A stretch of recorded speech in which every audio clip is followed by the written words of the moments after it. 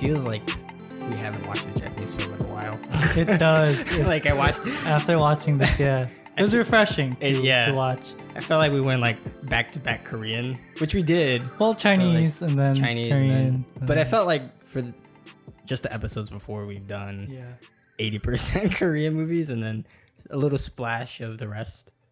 Yeah, I mean, the manga one adaptation was pretty much all Japanese. Yeah. It was all Japanese, right? Yeah. But it's felt like a while ago, even though not really. Well, I mean, I this is why I'm saying like I feel like the action one feels longer than the other ones that we've done because the other ones felt a lot quicker. Yeah. Maybe it's like because this is season of like just staying home all day like Corona. Yeah. It just feels longer, but we're kind of like peak like just nothing. Yeah, yeah, exactly. Peak quarantine. Maybe that's why.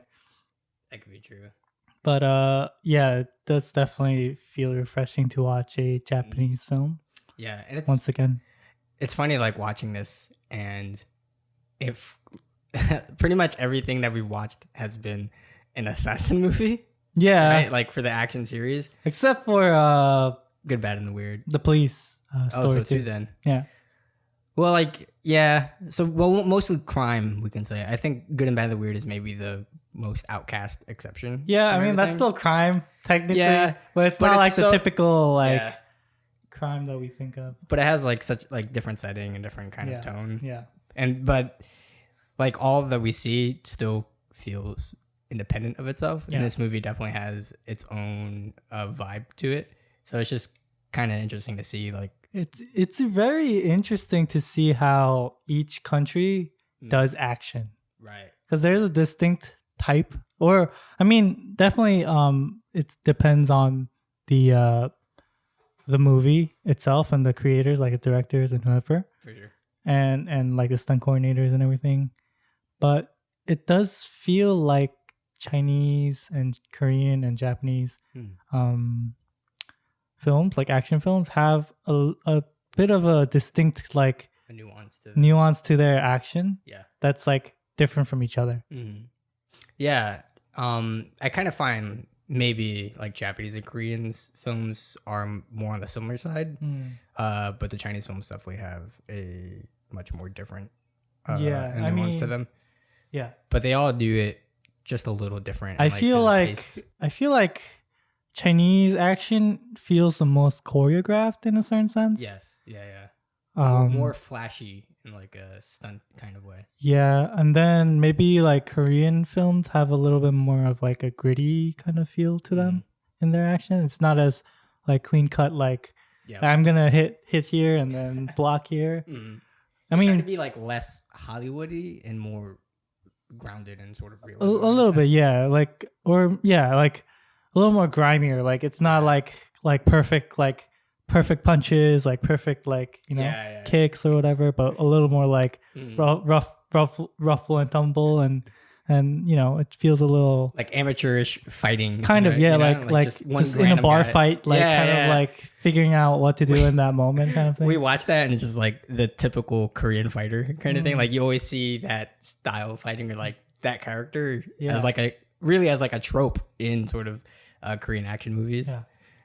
And like Japanese films kind of are more, I think that, I mean, they can be grittier, but I think they're more on the Hollywoodish side. Yeah, and so a little more technical in a certain sense.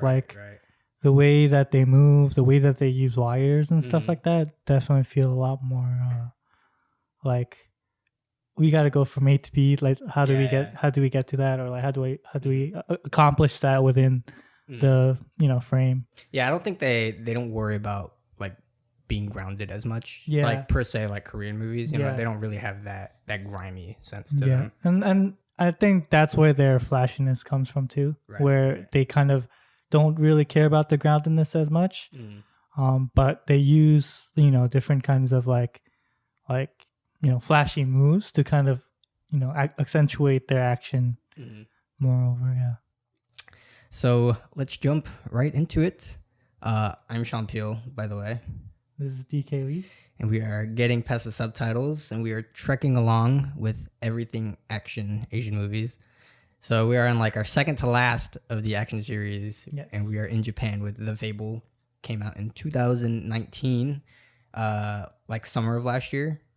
So just a couple things. It's actually directed by Ken Noguchi, and this is like, I looked at his filmography. It's like his third feature or second feature. So he's relatively new. The movie is actually based on a manga, I believe, from the same name, which I have never heard about. I've never heard about this movie or like anything about it, so I can't really speak too much about it. But yeah, I mean, that's kind of mainly it. The movie actually was in the U.S., in New York, actually, twice. So it was shot in New York, or no, like premiered here. Oh, yeah, okay. like you familiar with New York Asian Film Festival? Yeah. So there, and then also like at the Lincoln Center. When? Last year. Yeah, probably around the time. Apparently, Gucci was there. Both times for interviews. She's like, how did this swoop over my head? So yeah, so I have an interview from him that we can kind of refer to. I guess like as we can go along, because some things kind of play to our discussions. Yeah.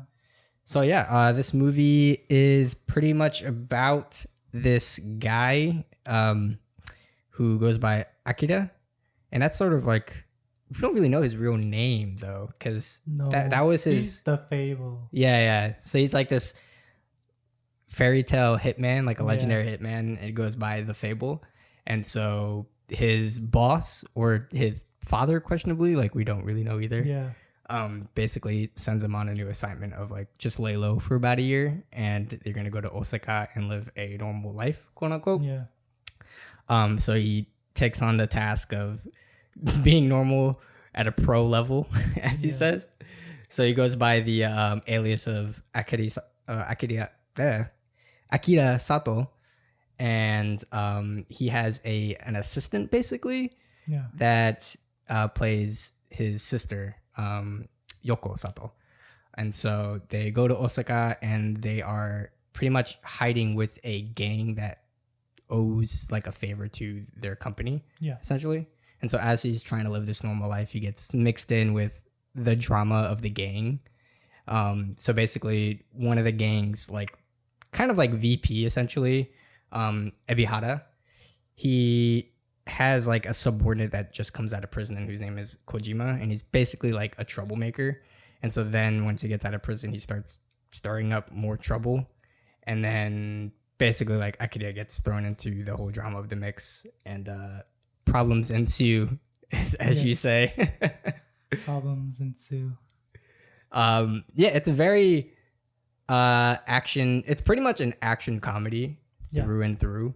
But it's an interesting comedy. It's actually, I think, my taste of a film, because I read that it's like goofy comedy, but not like funny hardcore comedy. And I was looking on Wikipedia, and it categorizes like wry comedy, which I think is a good label for it. Wry comedy, or maybe like wry, or like just dry comedy, you can say. Or I would say it was like definitely dry comedy, or just like awkward comedy. I'm just like looking at it, I'm like, okay. Exactly. Like to most people, you look at it and you either don't laugh or you laugh at how stupid it is. Yeah.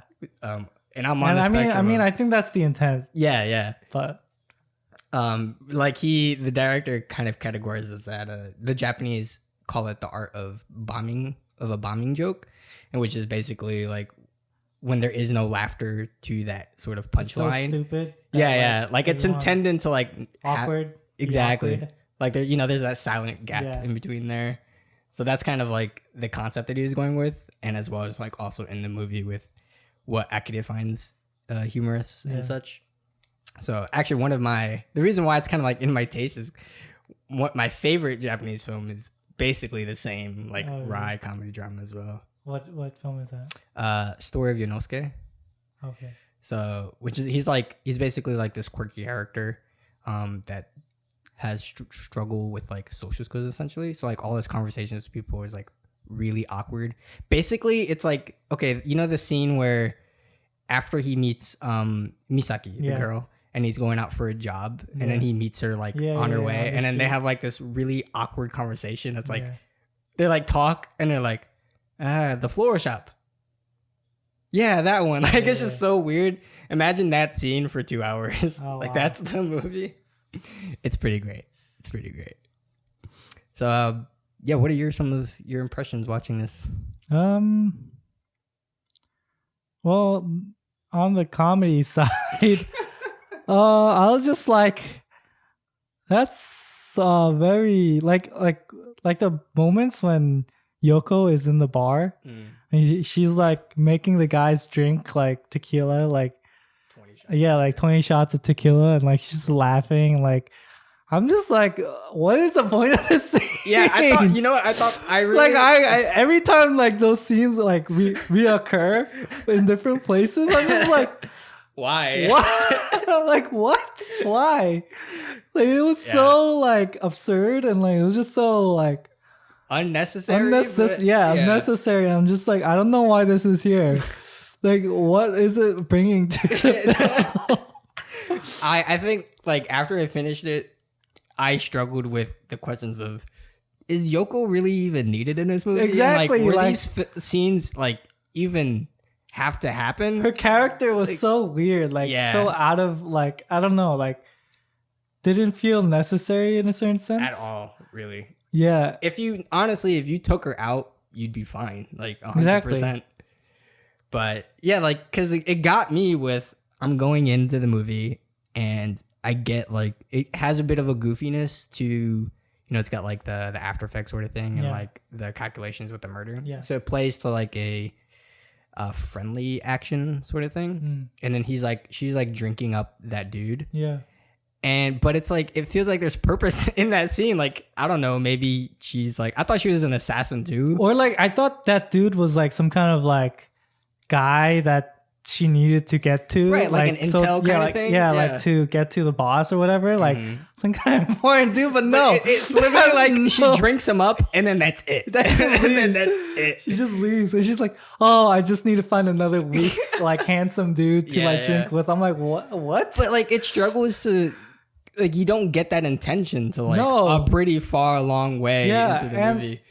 And like she has a very minimal role in what she does as like a support for the hitman as well. So it's just like, what's the point of like, maybe the only reason you're there is to act like you're the sister of him, so that he has a better cover or something. But like, besides that, or maybe she's like the spokesperson for him because he's such a socially awkward dude. But like, I don't know, but like, not even like, it doesn't really give that. I mean, I'm trying to give excuses for this girl, but like, it's hard. You know what I mean?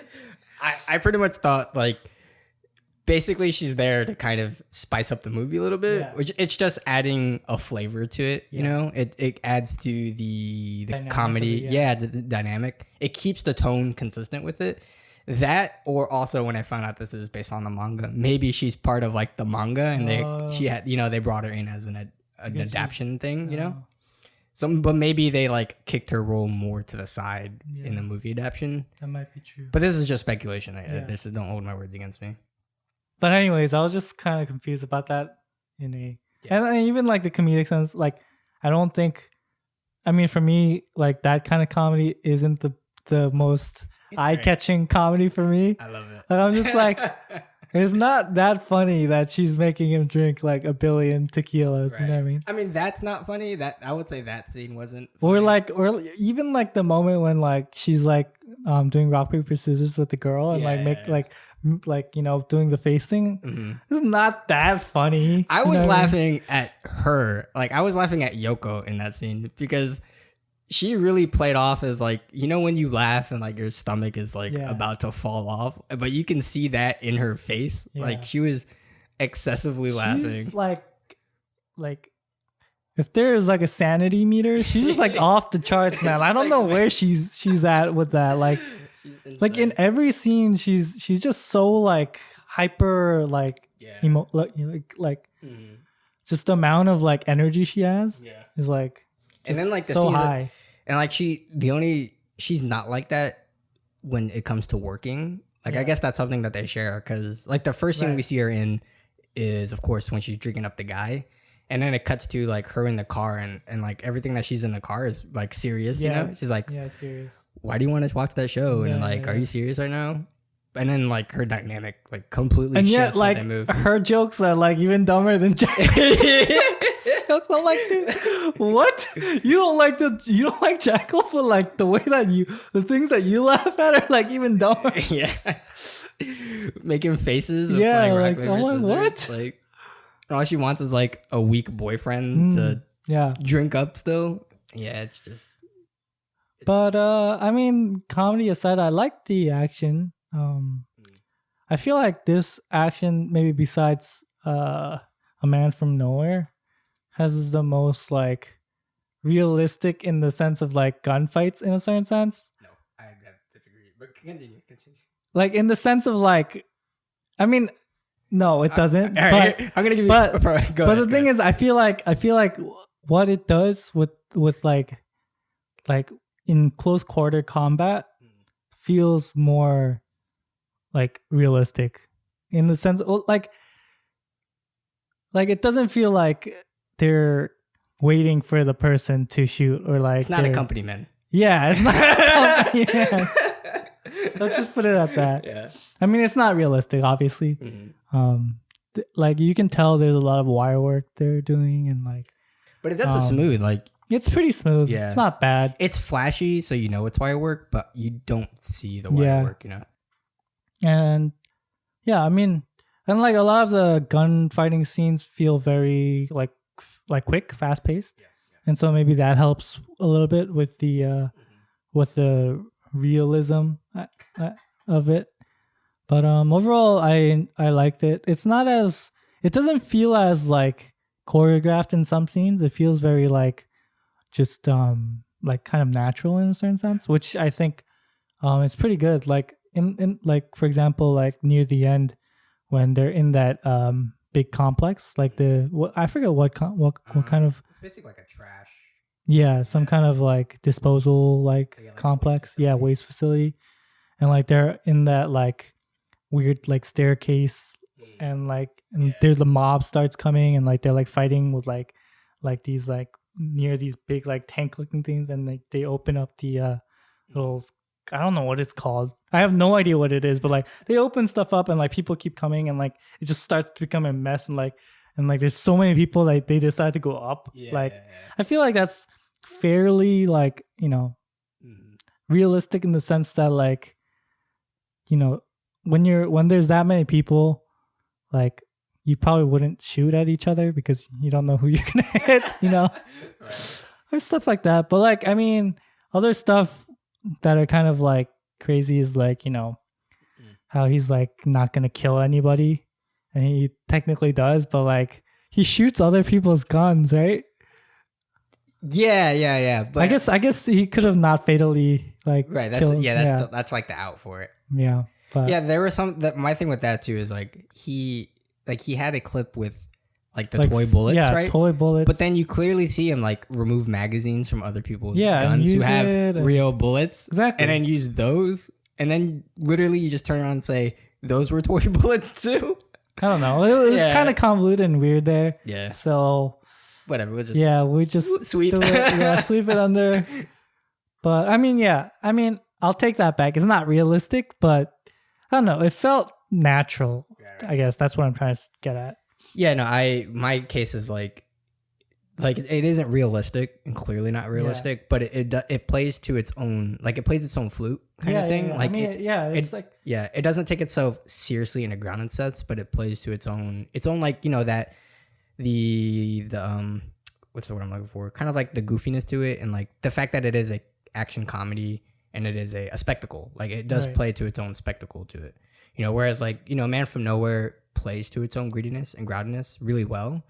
And I think this movie does the same, just in the opposite genre and like exactly. So like it's good within the rules of the world. Exactly. Exactly. Yeah. Unlike like the problem with Company Men was that it took itself too seriously, and the combat didn't reflect that of a groundedness. That's that's what I'm trying to get at. Yeah. But this movie does the opposite. Which is why that's why I said it felt more realistic. I guess not in the sense of like, oh, it's like real, but like within the world, it's believable. Like within the element, like within the suspension of belief that we have within the world, I feel like it is more believable than like Company Man. because like the company man, like you said, it sets up a certain expectation, and I feel like it flips on that expectation near the end. The last. Yeah, so that's what I was trying to like get at. Thank you for your clarification. Just kidding. Yeah, like I think it does exactly that really well, and it's kind of like a superhero movie in a way, like almost, because he's like a special hitman who's like this like urban legend, like superpowers, right? Exactly, the ability to kill. Everybody holds him to that 6 standard. seconds or whatever. Yeah, because everybody like around him holds him to that standard now. Like there's literally 2 people chasing him and calling him a unicorn. Yeah. So you kind of expect a super like natural thing that he does, or like just out of this world. Like he never misses a bullet, and everything he does is super calculated. Yeah. Before he goes to save Kojima in that last scene, he grabs the door and then everybody shoots him, and then he waits for everybody to start reloading, and then every bullet that he fired is with purpose. He shoots somebody or he's shooting at the cables to make it fall. So it's like interesting and kind of like runs that balance. Yeah. But it's definitely not realistic. And I think the one thing that took me out was when he's fighting that other dude. What's his name? Kudo, which is like the taller, crazy guy. The guy with the hood. Yeah. Not the red dude. No. I think Kudo is the tall guy, and then I think it's Kuro is his like friend, which is the shorter guy, the red dude. Yeah. When he's like fighting, like, so you think like Kudo dies, but he like has the wire thing, and then he pops up again near the ender part, and they have like the duel kind of battle. And Kudo literally is just like firing machine gun bullets out of 2 pistols like above him. Yeah, I was like, when are you gonna stop? Yeah, like how many bullets do you have in those 2 guns? He's just like going at it, and he's literally like, I can do this forever. No, you can't. Like infinite chamber bullets, and he's just like dancing around. I was like, okay, like that breakdancing on top. He's just like, woo! I can dodge all these bullets. And he's just going at it like, oh, you just keep firing. Yeah, obviously, like that's why I'm saying like it's not realistic, but within the set world, I can accept it, right? It's like that crap happening in the company, man, is what I can't accept. You know what I mean? Right. There's like no comedy in that movie. Like there's no or it never set up that kind of like worldview, that kind of flashiness. You know what I mean? Yeah. It felt more like a gritty like movie. Yeah. But it's doing kind of like that. Yeah. So it's just like one Cavalier vest is gonna save you from 30 people with 30 people with guns. Right. I mean, the company, it wasn't even flashy. It was just like it just doesn't work. But here, like they kind of set up for that, like kind of like legend kind of like feeling. Yeah. So like I'm like, okay, yeah, he's that good. You know what I mean? Like he can predict where he's gonna shoot even before he shoots it, so he can dodge it, let's say. And he's like continuously sort of pushing the envelope a little bit.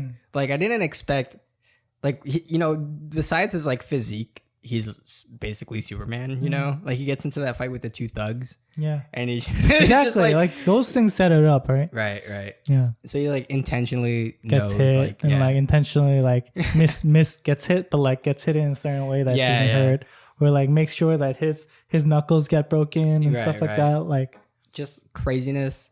And like with even when they're when he gets hired with the graphic design company, and he just like shoots the P at like the camera, and he's like, he can do all these like special agent things. And even like what kind of got me was right before he infiltrates, or as he's infiltrating the waste facility, she's like, do you know a way in? He's like, can you get in? He's like, yeah, they'll be fine. And he's Spider-Man jumps like the whole thing. Yeah. So it's like, is there something this guy can't do? I feel like this movie has a lot of inspiration from Jackie Chan actually. I mean, like they even like reference Jackie Chan. He's like, oh, is he Jackie Chan? Right. So I mean, there's definitely that reference there. It's definitely and an influence there. There's a lot of influences, and it almost seems like a parody in some senses too. Like it just plays the flute to some things.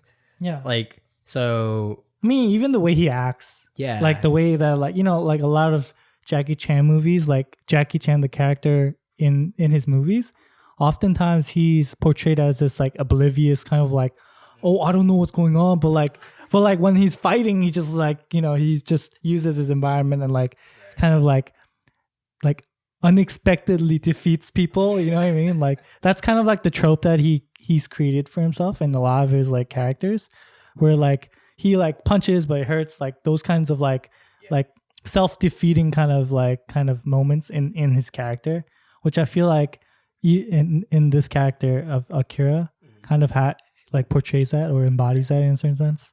Yeah, but like within the boundaries of like his character. Like again, like that thug fight really plays to that tune as well, you know? We're just like, well, I know that I'm a badass, and so I can take the two thugs on, but because I want to be normal, I'm just gonna act like I'm weak, you know? And he plays that to like a T. It's like, I'm gonna cry here. I'm gonna get a nosebleed. I'm gonna get a nosebleed.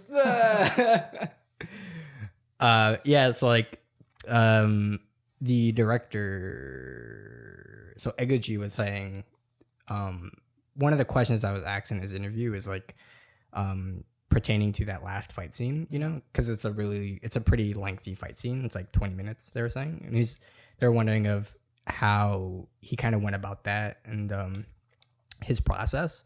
And they're saying that it is a lengthy scene, and that sort of movies like that are kind of Hollywood-esque, you know, that are an action movie, you kind of do expect the third act to have this big action sequence. Yeah. So when he came to do it, you know, it was like roughly 20 minutes. He was like, that's a long time, and you have to keep your audience engaged in some way. So he kind of broke it down in his head to like 4 different parts. And so like kind of took inspiration within each segment that he did it. So like, you know, when he goes to save Kojima and then that whole scene happens, it's really like Mission Impossible-esque. Yeah. And it is very much like that. You know, he runs and he saves him and he's like tosses him like through the glass, and it's like this super like very Mission Impossible thing. And then right after that is when they're trying to hide each other, and then like the sea of henchmen come and fight him, and he's like, he kind of brought that out from Korean films, you know, kind of, you know, like Park Chan-wook and like Old Boy. It's like 20 men like fighting this one guy, you know. And so he kind of thought of bringing just interesting inspiration and mixes to it. And it's funny how well that like you could identify those inspirations, but also how well they kind of mix flawlessly through the sequence as well. Yeah. Because it is like that scene is very much like that, where it's just like 50 people trying to fight this one guy. Yeah. And you're like, what do you do choreographically in a scene like that? Right. And he's just like, and it's a lot more like just grimy, right? Like gritty in the sense that like they're just like trying to like punch each other. It doesn't feel choreographed, like I mentioned before. Like that moment, it really kind of feels like they're just like flooding over each other, trying to like get over each other, like trying to get him. But like, you know, they don't use guns in that moment either, because like, you know, it's like really close to each other, and like they could shoot each other or whatever. And it kind of feels like that moment in Old Boy, the action sequence, the long take that goes from side to side, and like there's just one versus a lot of people, and then just that kind of like chaotic feeling of that, I guess. And he's like uses the gun to threaten people rather than like shoot anybody, and everybody like backs away. And there's that moment where like he's about to hit, and he's about to shoot, and then instead of shooting, he like punches him, or like, you know, he has the knife, and it's he's about to like, he's like, I can't do it. Yeah, and he just like hits them instead. Stuff like that. Yeah, I think all in all, it's like it balances between, you know, the action and the comedy pretty well, and kind of looping back around, like it does just play to itself really well and what it's trying to accomplish through and through, like just that wry humorness as well as this spectacular kind of action movie altogether. Any favorite scenes? Let's see. What about you? I hadn't even thought about mine. What is it about him wandering naked at home? Like, I was like, I mean, it's funny that I noticed. You kind of get like an idea of all of his quirks and like weird pretty early in the movie. You know, like right after the initial hit scene. Yeah. You know, like he's sensitive to heat, and then like every time he's like, eat that. Yeah. But just like kind of all that, and then you don't really see him naked till they move into Osaka. Yeah. And it's just like when I saw him in the bathtub, I was like, okay, now we're peak weird. Or like he like walks out into the garage and like the dude's just standing there. He's like, "What are you doing naked?" And he's like pushing. He's like working He's out. working out. He's like doesn't even question He's like him. drawing on his chair naked. Like That's when I was like, this guy is just insane. And he's like laughing at himself, Yeah. drawing at the bird. I'm like, what the heck is this guy? I was like, there's got to be a reason for this because this is not all right. Those are funny though. I gotta Yeah. say, those are like I was just like, what the And it's like nothing to him. It's just Yeah. like, these are my clothes. I think like my idea is because they kind of say in the movie that he has what's that disorder that I looked it up. But when his like boss comes in and he goes into Ebihara's hospital room and he like holds him against him and then he's like telling him about Akira. You know that scene? And he's like, I'm gonna kill him. yeah, kind of thing. yeah. I remember that scene. But basically, And then the flashback. yeah. But he's like saying that he kind of has this disorder that's you're basically enhanced in one like a sort Savant of syndrome. savant syndrome, Yeah. which is mostly common in people with autism Yeah. or sort of Like once you get right, better, like the thing that you're good at like disappears or whatever. right. You kind of switch sort of the skill sets, and it's like I guess close like it's said that he has that, but like to me it's like he also like his real kind of persona or like where his maybe intellect you could say is kind of like as of a child, and that's why when he's alone and has these downtime moments he is a child, he's like watching the Jackal TV and he's like laughing at this very childish And even comedy. his drawings are very like childlike. Exactly. So like he never really got past A like certain age. right, but he excels in Killing people. being a murderer. But yeah, it's Very precise hand-eye coordination. Very precise. just really precise. Spatial awareness. Yeah. Favorite scene though? I don't know. I mean, I think I do like a lot of the scenes between him and Masaki together. Okay. Just that interesting dynamic. Just between that them. awkwardness. Yeah, like And I do feel like their chemistry was pretty good though. yeah. Because it does a good line of like it's kind of romance, but not really like because it's him as a character, and like him in personal relationships aren't a thing, but just they play well to their own characters so well that it is an interesting chemistry. And like even though they're kind of polar opposites in a way, but they also share interesting similarities of like she's not really the innocent schoolgirl kind of type of person and has like this whatever backstory. But it is fun too, though, whenever they're together. Maybe my favorite is when she's drawing the lion and she's like, "Come here." Oh, the lion? Yeah, and then he draws and they're like, "Whoa, This is great. this is great. Let's use What is this." that? That's a lion. It does look like a happy lion. He's like, "What is this?" It's like it's a zookeeper feeding his animals. And you're like, "Oh, naruhodo." Get it. Yeah. It was interesting just to kind of see him in that environment. But yeah. I was just kind of confused. I was like, why do they feel like that's such a good drawing for some reason, I mean, it's not bad. But Yeah, right. I was like, it's better than I expected, but it's not about the drawing. It's about what it conveys in the heart. Yeah. I think for me, to be completely frank, I don't think there were any like really crazy memorable moments for me. I don't think there was like this one moment that really like stuck out. Yeah.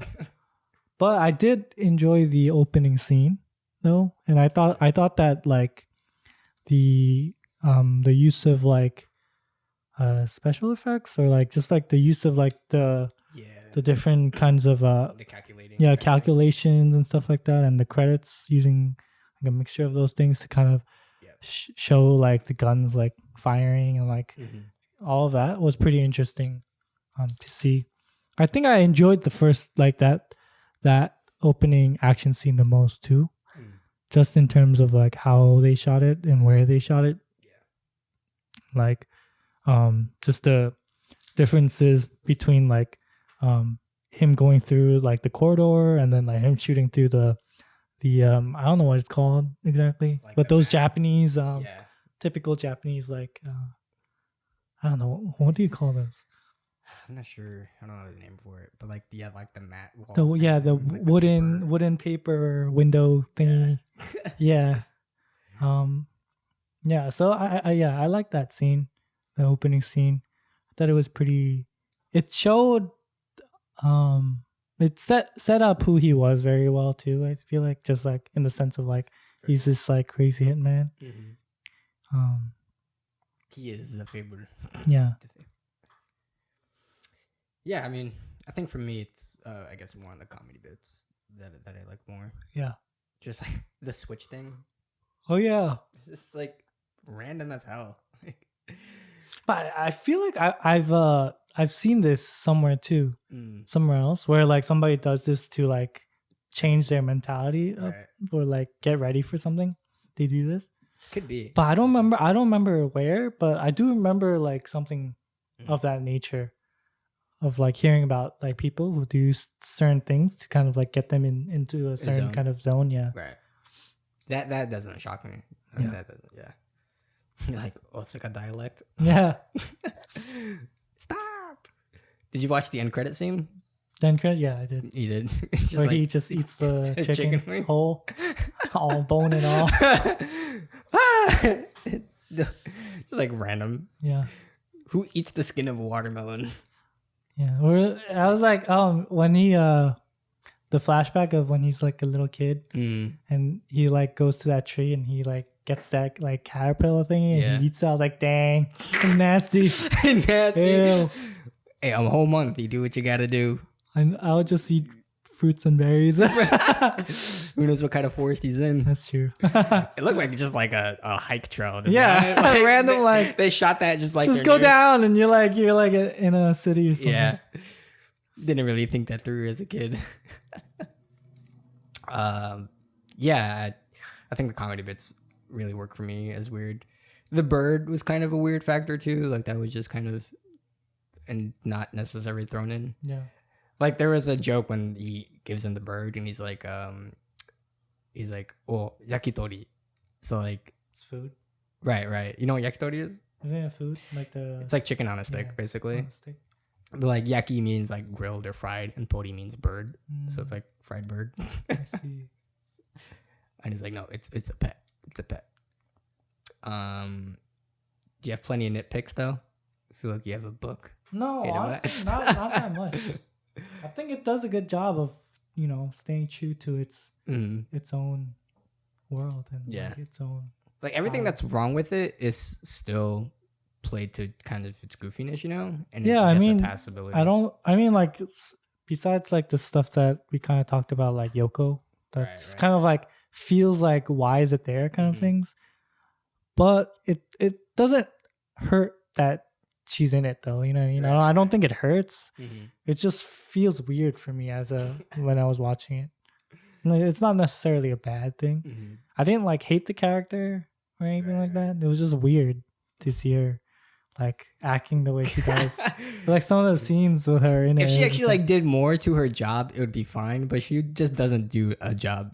Yeah, or like sometimes she's just like not even there. Like exactly, she's just doing her own thing, or like you just don't even know what she's doing. Like what else does she do like in her spare time? Right? Like it's just like it's either she's like with him in the house with Misaki, like those moments, or she's at the bar just drinking up with some weird random dude, or she's helping on the job, but like she only helped at the end and in the beginning. So I don't know. She doesn't really do much anyway. So exactly. And then when she was working at the last end, what was she doing? Nothing. Yeah. Okay, actually, what did kind of upset me was the very last moment when she goes to save Masaki and she kicks the dude. Yeah. But then she doesn't do anything. Yeah. Like clearly Masaki's right across, just standing there. Yeah. She's like, "Oh no!" that scene played like a while. Like she was sitting there for a good minute, and then just No, the hero has got to save her. She just looks at her, watches her, and just hanging there for dear life. That sucks for you, man. She just like helped halfway and was like, "All right, I'm done." Yeah. Yeah, that's whatever. It was a poor use of a character, I feel like. Yeah. Cause she doesn't even come out. Like you don't expect her to be there anyways, right? You just expect her to be in the car anyways. So like for her being there and kicking that dude was just like weird. Like she just came out of nowhere too. Right. I mean, I in a little bit, I kind of expected like once the Kodu got there and he was like, I knew like, okay, this is a part for her to kind of do her part. Well, I mean, I mean, it's a payoff from what happened like in the bar. You know what I mean? Where like he shows up, is like he says that like it's not even like it's not big enough to be a payoff. That's a payoff though. You know what I mean? I guess because like they meet each other, right, and they meet again later, and she kicks him. So like that is a payoff, but it's not like exactly the reaction that you have right now. It's nothing like big, right? It's like they just threw it in there. Right? It's just that. So it doesn't feel very satisfying. Or like you don't even remember. Like you're just like, oh right, that did happen. Right?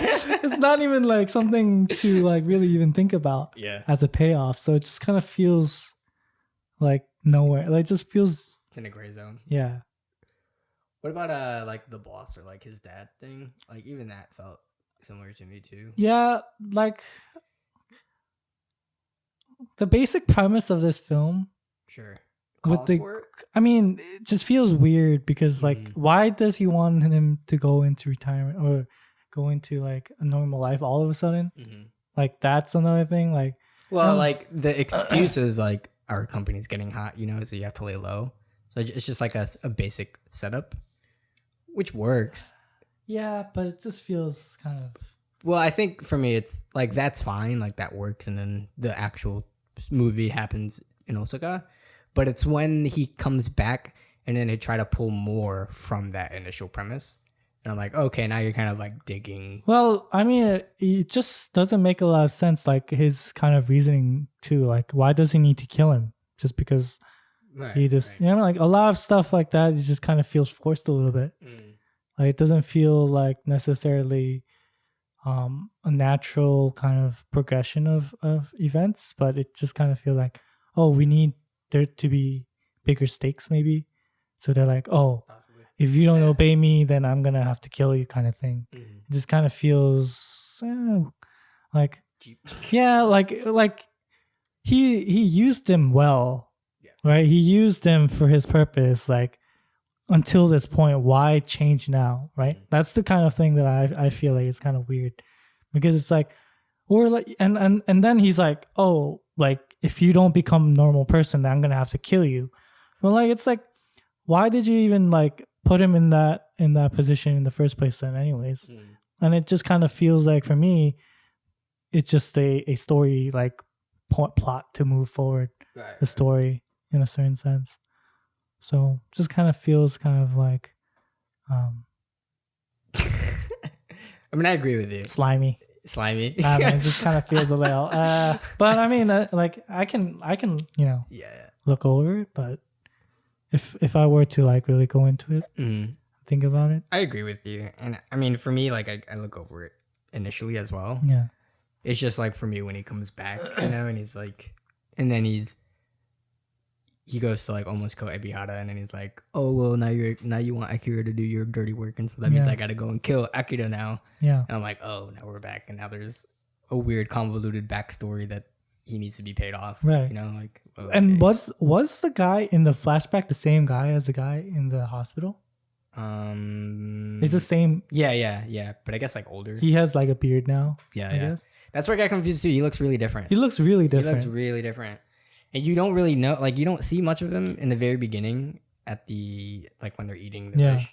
And so when he comes back, it's like, I initially thought that he was the president of Ebihara's company. Yeah, he's not. But he wasn't. And I was like really confused at what was going on. Right. Up until like the flashback. And I was like, oh, okay, now I get it. Yeah. It's kind of weird. Yeah. Even in the flashback, he feels like a much different character. Like he feels like a very caring kind of dude. Like his dad. Like that's his father. Yeah. Like I was bought that was his dad, you know? Right. And then he's like, I'm going to have to kill him now if he doesn't obey me. Right. And like that kind of happened in the flashback too, but he never gave me the sense of like he's really going to kill him if he doesn't obey, because because the kid says, oh, like I made a mistake, like are you going to kill me now? He's like, no, I'm not going to kill you.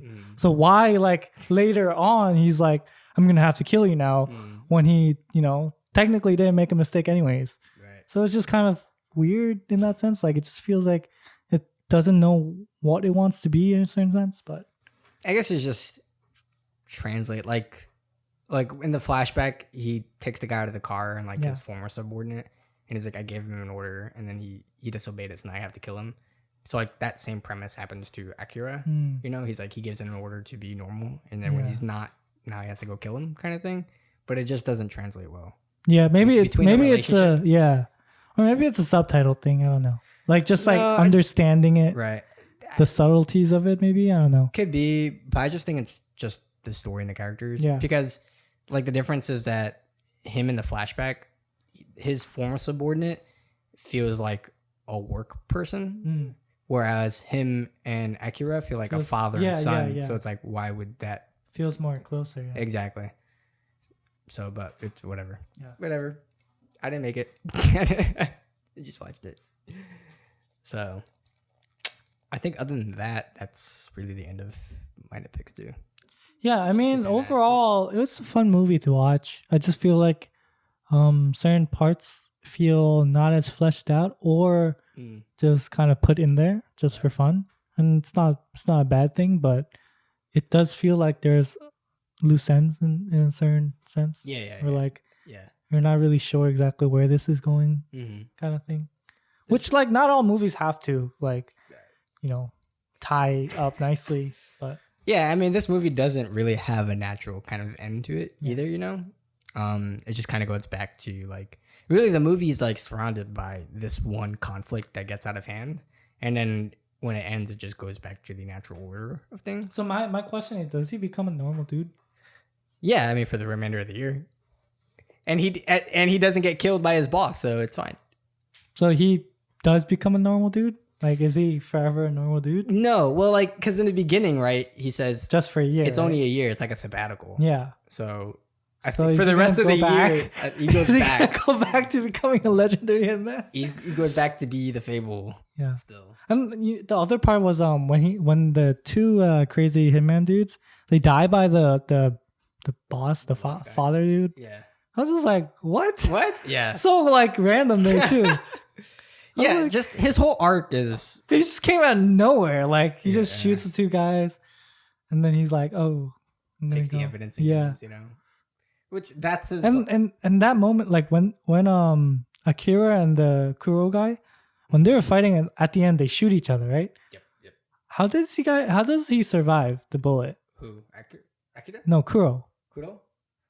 Wait. Yeah, Kuro. Because Kuro, he takes the gun that Akira had. Yes. Right? And he shoots him. I can understand he got shot with a fake bullet or whatever, and Akira doesn't die.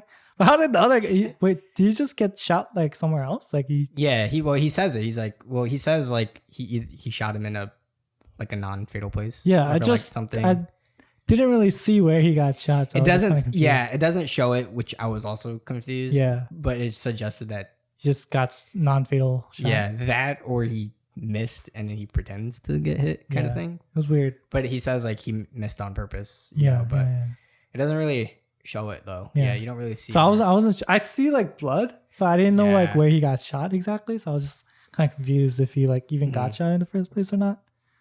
So probably like on the arm or something, or maybe, I don't know. Yeah.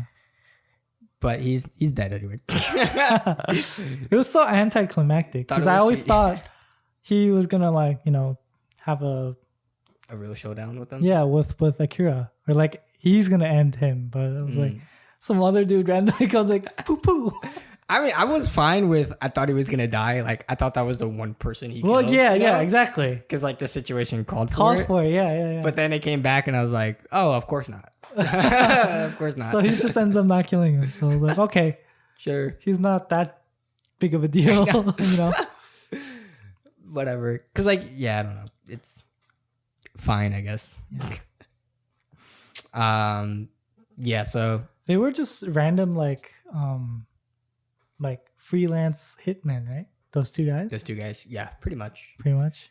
Because they do show up out of nowhere in the beginning. Yeah.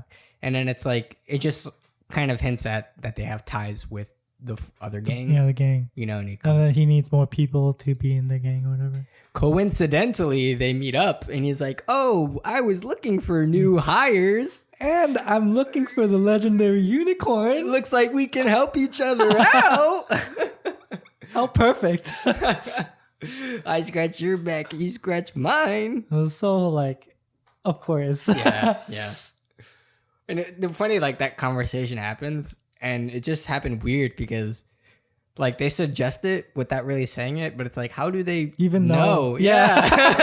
Like, how did you even know that I was looking for that guy? Yeah. How do you even know that Akira is that guy in the first place? Exactly. Like, I get on their part when Sanagawa is like, I heard we're hiring a really good hitman. Like, they're like, ooh, it could be the Fable.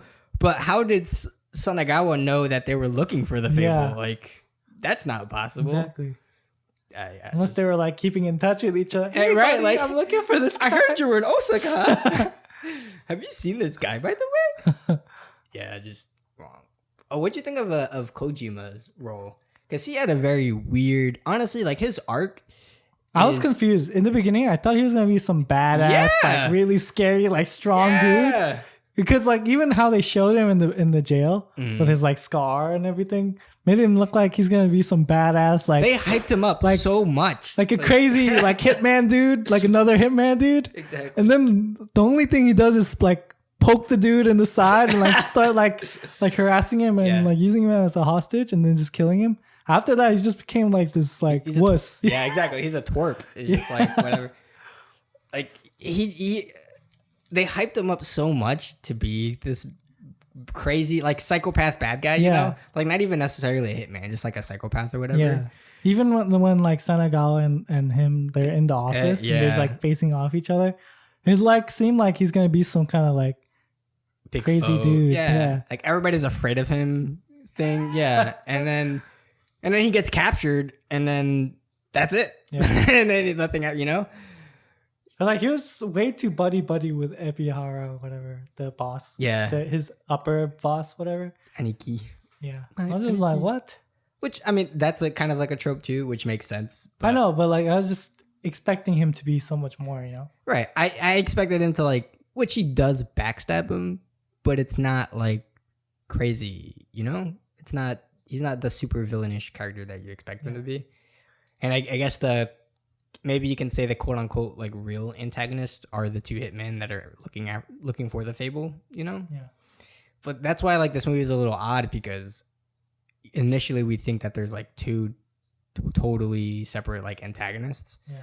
And at like really in like the midpoint, I'm like, there's a lot of moving pieces going on here, you know? And exactly. I'm like, I don't know where it's following. I think that's why it feels very like there's a lot of loose ends. Yeah. You know what I mean? Mm-hmm. Because like Kojima isn't all that, you know, you think he is. Yeah. And then there's a part with like what's his name? Sanagawa. And like he's kind of like I guess he defaults back into whatever position after at the end because Ebihara kills you know, Kojima. Yeah. And like it just kind of feels very like there's like a lot of pieces going on, but then like they don't feel like they built them up to be certain thing, but it doesn't feel like they really did justice to that. It's not an equal payoff to what you expect it to be. Yeah. The hype was real, but yeah, it does like follow a weird path. And I guess we were talking off air too that this movie's pretty long for its taste. Like a little longer. Yeah, it's like just above 2 hours, and it makes sense to why because of these moving pieces, you know. Yeah. But it really could have been simplified a lot more as well. Yeah. Just Kojima's role really had me questioning a lot of things. Like, I mean, even when he's like on the bike and he just like stabs the guy, and he's like, "Hey, I missed you." I'm like, okay, like it's more hype, you know. I'm like, I get who he is, and he's a person to be feared. And then when it just came down to like the third act, he just became nothing. Just nothing at all. Yeah. And it's like, I guess it's fine that he died, because if he was still alive, I was like, where does this put him in the story? Yeah. Because Akira falls into a weird place of, he doesn't really, like, he knows Misaki, but he doesn't know the like the drama that's happening between Misaki and Kojima. Yeah. Up until he goes to investigate to find Kojima. Yeah. And then it's like, that kind of puts him in a weird spot of, well, I'm supporting Misaki and I don't really like Kojima, but I respect my boss. So then it's like, Yeah. So, yeah, it just, again, it's a weird thing. Kojima had to die. Kojima had to die. Like, honestly. But, I mean, I guess how they wrapped it up was the best that they could, in my opinion. I think it works okay, but. Yeah, no, I just feel like it's funny because Just gets a little Sunagawa pretty much decided to have a coup, right? To overthrow the whole boss and the gang. Yeah, I forgot about that. So why would you even like forgive the dude? I would like immediately like figure out a way to get rid of him, right? Yeah. So it's just weird, you know? Like I understand why I understand he just resolved it, the boss, whatever. Yep. Ebihara or whatever. But like it's like if he is capable of trying to like overthrow the gang, then I wouldn't just leave him be, you know what I mean? But I mean, in that defense, he didn't know that motive. I mean, once you mobilize like hundreds and hundreds of people to try to like, well, but they're like, I don't know if it was that they were even part of the same like gang. I think they were like kind of like treated together. No, really? I think so. Like between Sanagawa and Ebihara's, like they were kind of like two different entities, but like merged together and kind of like a pact thing. You sure about that? Something. I don't think so. Not if that, or if like, just like I think that there was a pact in a sense. Because doesn't he talk about like paying them salaries and stuff? Right. Like that? I think like the point is like everything was chill while Kojima was still in prison, and then when he comes out of prison, like then they want to get. And back you're not at him. even sure why they even have beef, right? They say it, but it gets lost in the mix too. Like they don't really say it till like once he gets captured, sort of thing. He's like, admit that you wanted to kill somebody for. Really? Yeah, I think it had to do with the guy that he kills in the beginning. The guy who's running the. He's like a pimp or whatever. Okay. But that's why I say like Kojima comes out of prison. We never figure out why. I think that's what we're missing. And then he goes to that guy who's the pimp, and he kills him to take over the pimp business. Right. I understand that part. Yeah. I understand why Sunagawa gets mad about that. Right. But even before that, they had beef. Exactly. You know? But that's what we don't know. Yeah, exactly. That's why I was like, what? But yeah, it just. Maybe it's because he wanted to be in the business and he kind of knew, and he's kind of stopping him from doing that. I don't even. But it doesn't even really like it really just doesn't. Yeah, it doesn't explain. I'm just speculating. Yeah, it really just doesn't even say. But yeah, that's like so. When it comes to the coup d'état, like the only thing I think of is maybe he wanted to do that just because Kojima was there in a way, like just because he was back in the mix and there was more beef. That he was like, I'm gonna get back at Kojima and then blah blah blah blah. But yeah, I don't know. Like, it just boss, like I would be like, no, sorry, that doesn't fly. No siree. But like in that instant, I guess he just decides not to do it since whatever. But again, convoluted. It just really gets convoluted. What did you think of Tomioka? Jackal Tomioka. Is he a real comedian? I don't know. I want to say maybe not. Okay. But it is. I don't know, honestly. Yeah. Again, it just plays to the right humor. Like, I guess it's whatever. Like in the beginning when he goes into the car and he's like put on the TV. Yeah. I was not expecting. I liked how he used it when Misaki gets captured. And he's like, do something. Yeah, do something to make her laugh or like, make her relaxed, and he does that, and she gets even more scared. Just like, ah! I was like, okay, that's a good one. Yeah, I like that payoff right there. Yeah, just everything about him is. I think I liked when they nickname him the $8 guy, the $8 dude. Yeah. And he's like, you got promoted to your $9, and he's like, $9 guy. $9 an hour. $9 an hour guy. Yeah. Take a ride on my Porsche. It's the bike.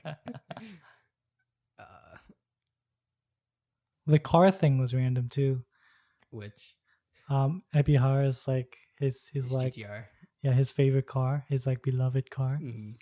He's like, I'll give you my car if you do this for me. That's how desperate I am. I guess that was fine. What got me is like in the beginning when he's like, nobody can touch my baby. Yeah, and then they're like, stop. What are you doing? Don't go in. Lock. Don't start it. It's a nice car though. Yeah. It's an old GTR. Yeah, I mean, for me, the comedy pays off really well. Yeah, I mean, this is a good recommend for me. This was, I think this is a movie that caught me by surprise, though. I didn't expect it to be this entertaining. Yeah, that was okay for me. Whatever. I wouldn't necessarily recommend it. We're gonna what? I mean, it's just whatever. We're gonna have quite the discussion when we talk about Story of Inosuke. Oh, why? Everybody is. I'm like the only person on that likes this. it. Yeah, man. Every time I show this movie to somebody, they're just like, "It's all right." I'm like, "What? What?" I mean, it wasn't a bad movie, but I don't think it's particularly like eye catching. Sure, this film. it's good. It's good. It's not bad, but it doesn't have something that makes me really like. I'm like, oh, you should watch it for this, or like, oh, this really is something that makes me want to recommend somebody for. Like every other film besides Company Man, I feel like I could recommend to somebody for something specific that's there, that is appealing, that it's a certain kind of merit that makes it appealing in a specific way. Whereas I feel like Company Man, this one doesn't really have that too much. Which like, yeah. But I would recommend this over Company Man. 100%. We both know that's the ground floor on this series so far. What do you rank?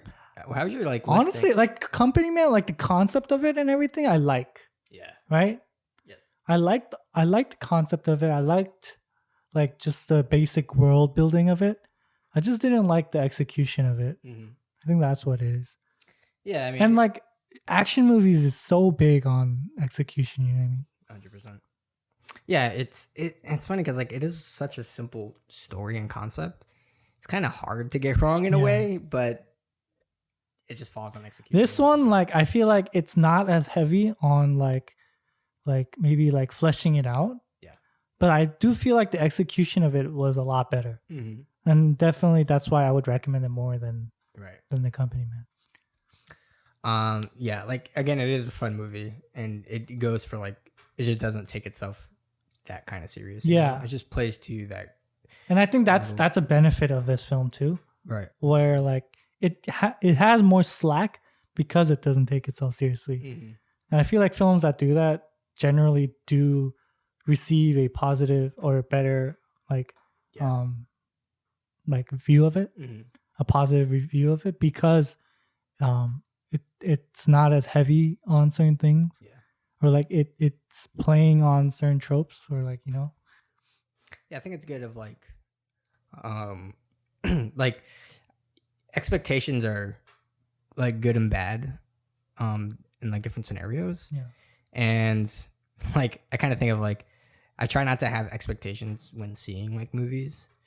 Because they can set you up on how you feel about something. Yeah. And I think this movie does a good job in breaking your expectations when you see it. And so, like, it is an action movie and it's an action comedy, but the comedy is really different. And when you watch it and you see, like, the characters and everything, like, it just isn't what you expect from this kind of movie. And then you can go through the rest of the movie with sort of a fresh eye as well. Yeah. You know, like, again, comparing to like, accompaniment is, it gives you an expectation and it sets up an expectation and it really expects you to take true to expectation, and it just doesn't execute it well throughout the rest. So yeah, expectations are like kind of everything. So that's why I would give this movie a plus. Yeah, I think that's kind of it. Anything else? No, I think that's it. It's an enjoyable film. I did, like you said, I enjoyed the comedic bits, not because they were funny necessarily, but because it was just so. They were funny. It was funny in the sense that like the bombing a joke kind of way. Like it's just so bad. Like some of the like absurd, some of the jokes that like I'm just like laughing out of like just like at that. Yeah, laughing at the fact that it's there kind of thing. When he's like, when he has the parakeet on top of his head, and he's like naked watching TV, and he's like, ah! Like he's like excessively like laughing, and you can just see like the fakeness written all over it. It's kind of like that absurdity is funny. Yeah, or like just him like being so sensitive to the heat. Yeah. Stuff like that. Just so like up there, like the the energy. It's just like. And he's like recomposed in like the next second. Right. He's like, God. I think the absurd nature of it makes it funny. Or like just looking at that. Right. And being like, wow. Wow. Yeah. He's right. Yeah, so next week is the last one. Yes.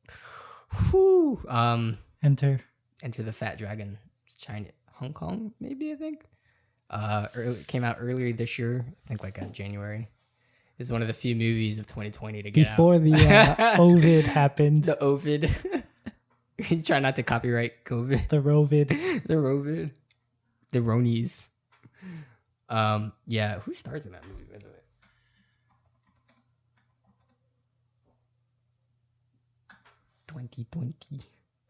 $2020. Oh, Donnie Yen. Interesting. Then you must have some juicy action. Oh, it's actually Malaysian. It says juicy action. This is true. Donnie Yen. I guess he plays the lead. Yeah. Oh, and I guess he's in a fat suit. Oh, I can't wait for this movie. Dude, this actually looks fun. I cannot wait. So actually, we're gonna review this 2 days from now. We can't hold our excitement. Yeah. So Enter the Fat Dragon. It didn't get that great of reviews though. Got a 5.6. A solid half. Yeah. This is a polarizing film. Wow, box office is. Oh well, technically, I mean, you gotta account for the Roni. This is true. Like, how many reviews does it have? Yeah. You think? Yeah. It came out at a really not great time. But it doesn't really say. There's not really many outlets for this movie. Amazon? Audience reviews are pretty good. At least the 5 that we're looking at there.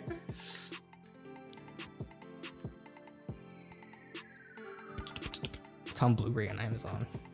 Oh. It's probably on Amazon Video. July 14th release. What? It says right there on the side. Oh, if you want to buy it on, you're gonna have to wait then. Yeah.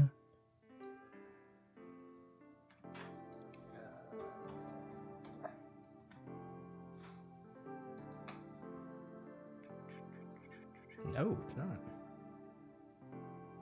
not. Good luck. If you can find this movie, you can find this movie. Yes. So yeah, that will be next week, and then that will conclude the action series. We will figure out what to do next with our lives.